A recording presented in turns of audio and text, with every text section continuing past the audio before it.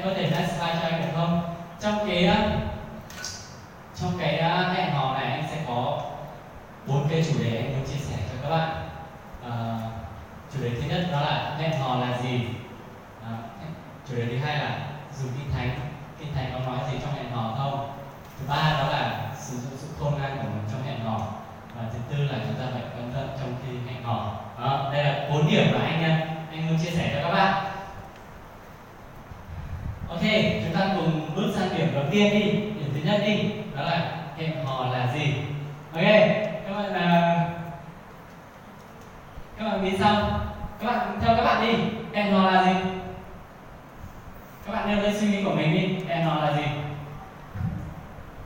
Hẹn hò là gì? Nói to lên.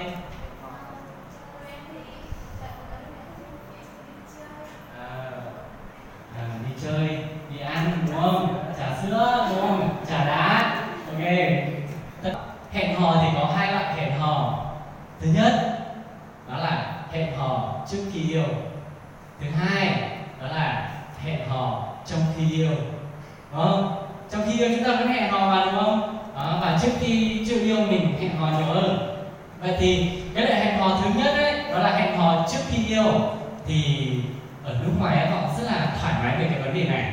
Họ có thể hẹn hò rất là nhiều cô gái, họ có thể hẹn hò rất là nhiều bạn trai. Họ đi ăn, đi xem phim, đi chơi board game, họ trà sữa, trà đá, đủ các loại.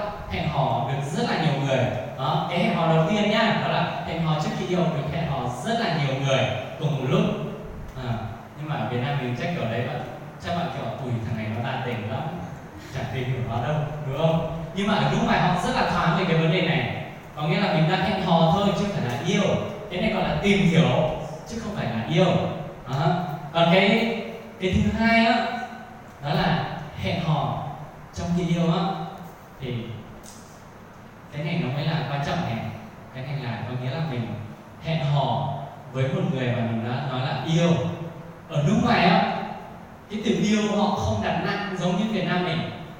Họ thoải mái hơn, họ vô tư hơn. Nói chung là họ không có đặt nặng vấn đề về cái tình yêu. Nhưng mà ở Việt Nam thì một khi mình đã yêu người này á, cảm giác như kiểu là giống như kiểu vợ chồng rồi đó, đúng không? Ở Việt Nam khi mình yêu một cô gái hay mình yêu một người con trai á, nó gần như kiểu là bị buộc lại vào với nhau luôn.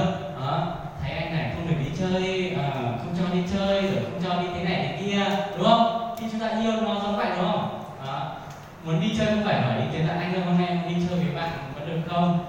Nước ngoài là họ không đặt nặng như vậy. Họ muốn đi chơi họ đi, họ muốn làm gì thì họ làm. Nhưng mà họ nói họ vẫn là người yêu nhưng mà họ tự do, họ thoải mái về cái vấn đề này. Vậy thì cái hẹn hò thứ hai là mình hẹn hò trong khi yêu nhau, là mình không hẹn hò với người khác nữa, không được hẹn hò với người khác nữa. Còn cái hẹn hò đầu tiên đó là mình tìm hiểu thì mình có thể tôi có thể tìm hiểu rất là nhiều bạn, sau đó tôi sẽ lựa chọn một bạn để yêu. Thì đó là cái tìm hiểu hẹn hò trước khi yêu nhé. Vậy thì các bạn nghĩ sao?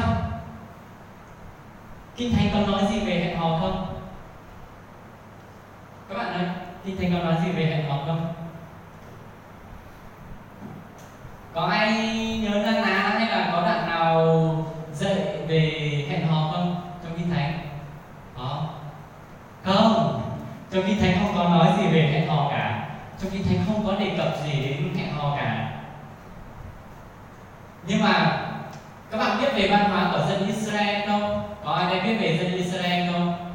Người Israel đó có cái văn hóa gần giống người Mông mình. Đó là gì? Bố mẹ đặt đâu con nằm đấy. Con ngồi đấy, không phải nằm đấy. Dân Israel họ có văn hóa là bố mẹ sẽ làm mối cho, bố mẹ sẽ kết ước cho con gái và con trai của mình trước khi họ gần như là cũng chưa sinh ra, giống người Mông mình. Bố mẹ bảo là con lấy người này thì ok, con lớn lên đến tuổi trưởng thành lấy vợ lấy chồng là con phải đi lấy. Nó giống như vậy. Người Mông mình có giống vậy không? Biết mốc của Johnny đó. Nên nhảy lên xíu của Johnny đó.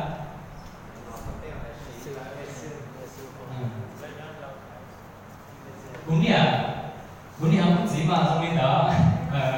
Thằng chó thì Việt tôi cũng hiểu được gì đấy cho nên thằng chó thì cũng bỏ cái chuyện lấy được chế này còn luôn luôn sáng nhau đứa rồi đấy chỉ là cứ nhảy lấy ở trong cực nữa chỉ là tôi bỏ cũng hiểu được đi rồi á của sống nó bỏ sao chỉ cũng nhảy mà cũng có hành cũng nhảy mà có hơn mà có hơn lửa hành qua mà kinh cái đó chỉ cũng bỏ được cũng chỉ có xong nó chỉ cũng bỏ được xong cái yếu tố sáng đâu mà sẽ không có thể nó cứ chỉ tao có đó chỉ tao có nhẹ bị nhuận sai chỉ tao có thẳng sai chỉ tao có cái trái thế là lấy đi cưới cô đấy đi thế là ô cứ thế mà nghe thôi mẹ sắp đặt thế là cứ cưới còn mẹ anh thì do nghèo quá thấy nhà giàu quá thôi cũng lấy đi đó, cứ lấy thôi thấy nhà này giàu mà thế là cứ cưới thôi cũng giống như vậy đó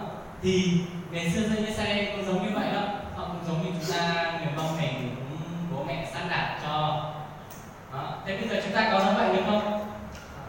Bây giờ còn giống như vậy nữa không? Bây giờ các bạn còn giống vậy không?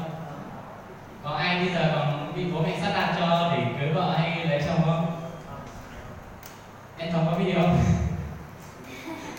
Sao về mà làm đột ngột quá vậy anh tưởng là bị ép buộc nên phải làm đột ngột. Ok, anh chưa vậy thôi. Ok. Ngoài ra người Mông mình bố mẹ đàn ông con người đấy còn có cái kiểu gì nữa?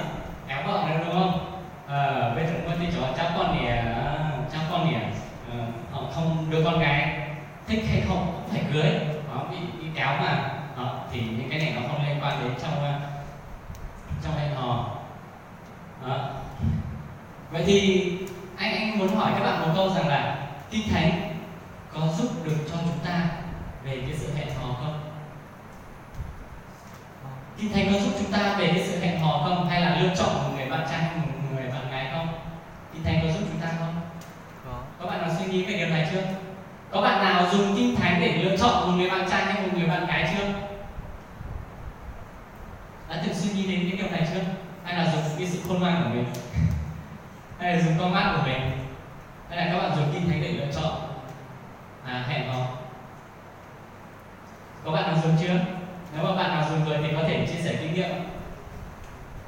Ok. Kinh Thánh có giúp được hay gì? Kinh Thánh có giúp được hay không? Chúng ta sẽ chuyển sang cái phần thứ hai, đó là chúng ta sẽ dùng Kinh Thánh. Nhưng mà trước khi đến phần dùng Kinh Thánh đó, anh sẽ cho các bạn một ví dụ. Slide cho anh.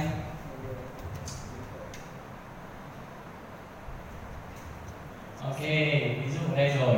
Ok, nếu có hai người thích mình cùng một lúc, cùng tán tỉnh một lúc, bạn sẽ lựa chọn người nào?